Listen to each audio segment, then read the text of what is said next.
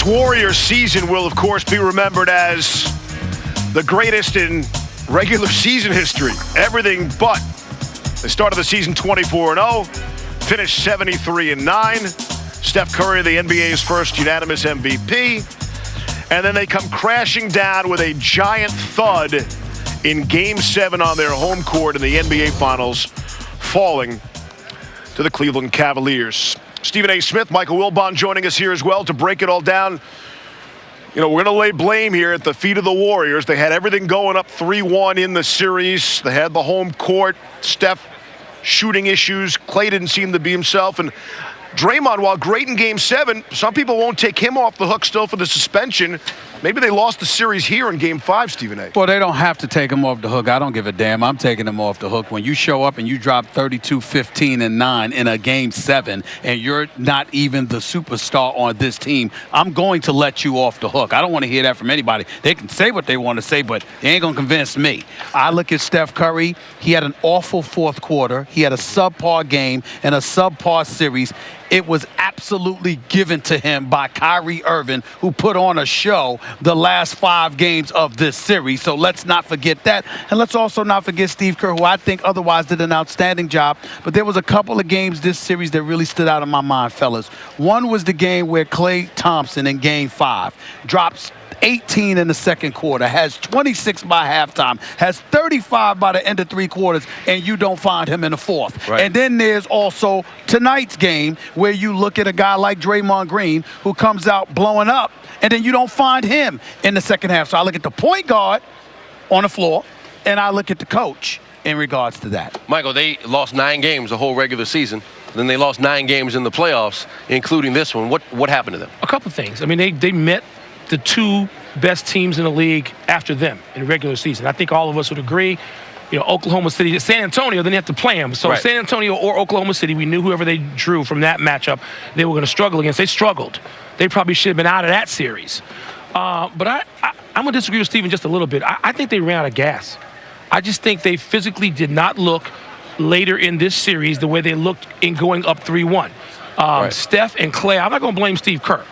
When you are all-stars and you're called the best shooting backcourt in history, you don't need a coach to tell you to get the ball to each other, to keep moving, to get better shots. How many times did Steph shoot off 1 foot in the fourth quarter? See, we do agree he had a bad fourth quarter. I think he was 1 for 6 in the fourth. Yep.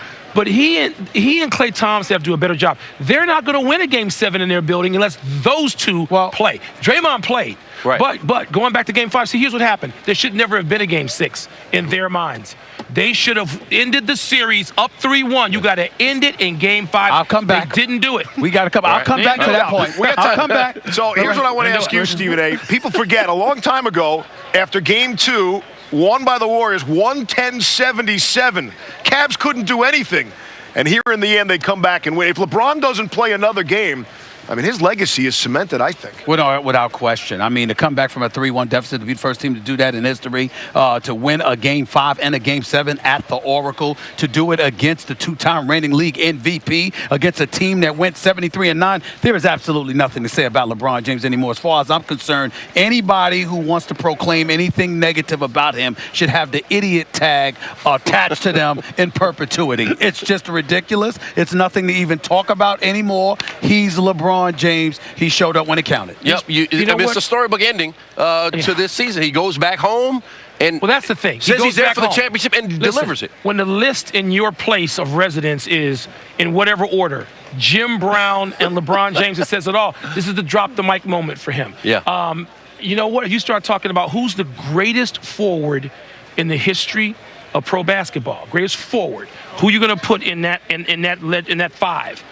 He's there. I think I'm putting LeBron James there. He's there. And this one championship for Cleveland is all you need. One. Because nobody's done it in 52 years. That's it. Is Bill Russell there, too? Speaking of which. At center? You got to take a look. Not at forward. You got to take a look at this. I bet all-time greats. How about this? That's awesome.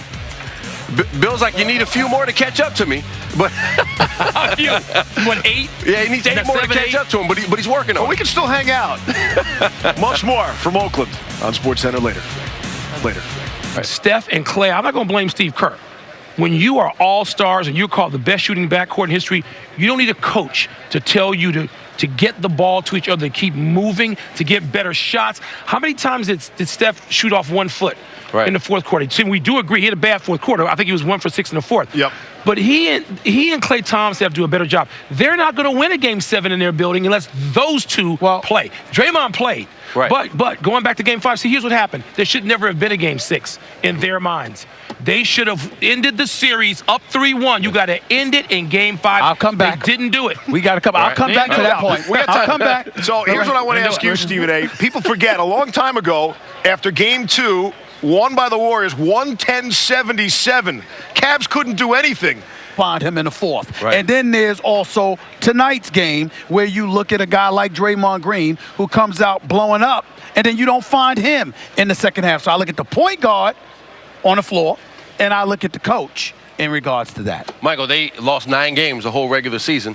Then they lost 9 games in the playoffs, including this one. What happened to them? A couple things. I mean, they met the 2 best teams in the league after them in the regular season. I think all of us would agree. You know, Oklahoma City, San Antonio, then you have to play them. So San Antonio or Oklahoma City, we knew whoever they drew from that matchup, they were going to struggle against. They struggled. They probably should have been out of that series. But I'm going to disagree with Stephen just a little bit. I think they ran out of gas. I just think they physically did not look later in this series the way they looked in going up 3-1. And here in the end, they come back and win. If LeBron doesn't play another game, I mean, his legacy is cemented, I think. Without question. I mean, to come back from a 3-1 deficit, to be the first team to do that in history, to win a Game 5 and a Game 7 at the Oracle, to do it against the 2-time reigning league MVP, against a team that went 73-9, there is absolutely nothing to say about LeBron James anymore. As far as I'm concerned, anybody who wants to proclaim anything negative about him should have the idiot tag attached to them in perpetuity. It's just ridiculous. It's nothing to even talk about anymore. He's LeBron James. He showed up when it counted. Yep. It's a storybook ending to this season. He goes back home and that's the thing. Says he's there for the championship and delivers it. When the list in your place of residence is in whatever order, Jim Brown. Well, they don't have to take him off the hook. I don't give a damn. I'm taking him off the hook. When you show up and you drop 32, 15, and 9 in a Game 7, and you're not even the superstar on this team, I'm going to let you off the hook. I don't want to hear that from anybody. They can say what they want to say, but they ain't going to convince me. I look at Steph Curry. He had an awful fourth quarter. He had a subpar game and a subpar series.